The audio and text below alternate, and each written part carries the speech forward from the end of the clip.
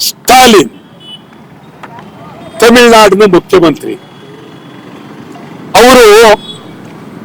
ಅವರ ಇತಿಹಾಸವೇ ಪೆರಿಯಾರ್, ಅಣ್ಣಾದೊರೆ, MGR, ಕರುಣಾನಿಧಿ.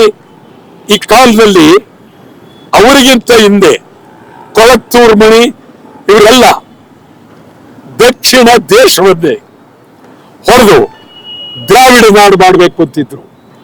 ಈಗ ಅದರ ಬಾಲ ಸ್ಟಾಲಿನ್ ಈಗ ಹೊರಟಿದ್ದಾರೆ ಬುದ್ಧಿವಂತಿಕೆಯಿಂದ.